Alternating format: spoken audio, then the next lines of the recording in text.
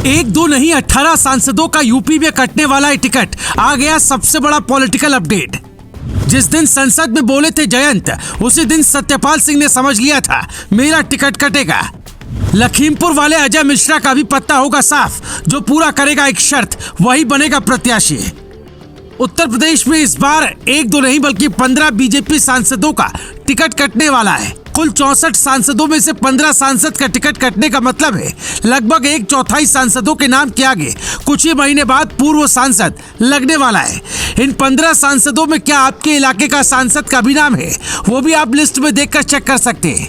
सूत्र बताते हैं कि मेनका गांधी, अजय मिश्रा टेनी, हेमा मालिनी, रीता बहुगुणा, सत्यदेव पचौरी, देवेंद्र सिंह भोले, लल्लू सिंह, कौशल किशोर, रमापति राम त्रिपाठी, वरुण गांधी, राजेंद्र अग्रवाल, सत्यपाल सिंह, संतोष गंगवार, संगम लाल गुप्ता, अक्षय बरलाल गोंड, चंद्रसेन जादौन, जगदम्बिका पाल और जनरल वीके सिंह को इस बार टिकट मिलने की उम्मीद ना के बराबर है।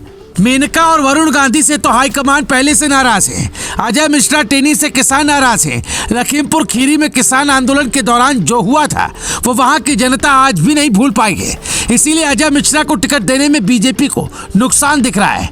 इनके अलावा रीता बहुगुणा जोशी, सत्यदेव पचौरी, रामपति राम त्रिपाठी, संतोष गंगवार, हेमा मालिनी, अक्षय बरलाल गोंड, चंद्रसेन जादौन, जगदम्बिका पाल और सत्यदेव पचौरी 70 पार के सांसद हैं।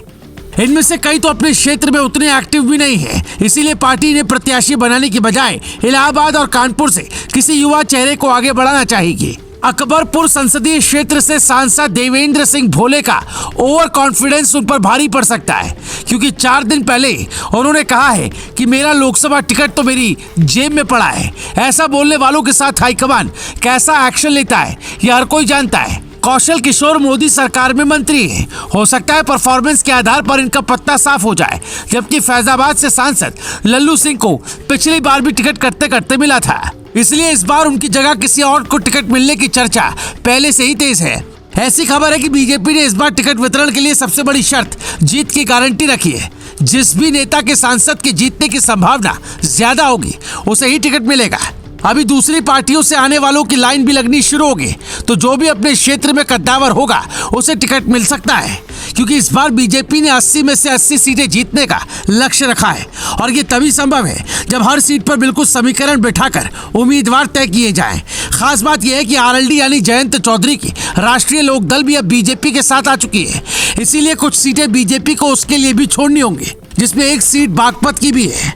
जिस दिन जयंत चौधरी ने संसद में मोदी सरकार की तारीफों के पुल बांधे थे, बीजेपी सांसदों की साइड खड़े होकर भाषण दिया था, उसी दिन बागपत के सांसद सत्यपाल सिंह ये समझ गए होंगे कि आरएलडी इधर आई मतलब इस सीट से मेरा पत्ता गया। अभी 2 दिन पहले यानी शनिवार को सीएम योगी आदित्यनाथ दिल्ली दौरे पर भी थे, जहां उन्होंने बीजेपी कोर ग्रुप की बैठक में हिस्सा लिया और उन 14 सीटों को लेकर रणनीति शेयर की, जिस पर बीजेपी कमजोर है।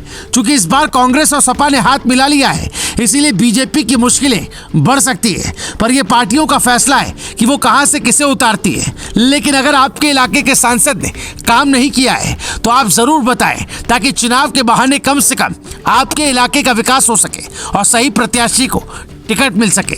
Bureau report, global Bharat TV.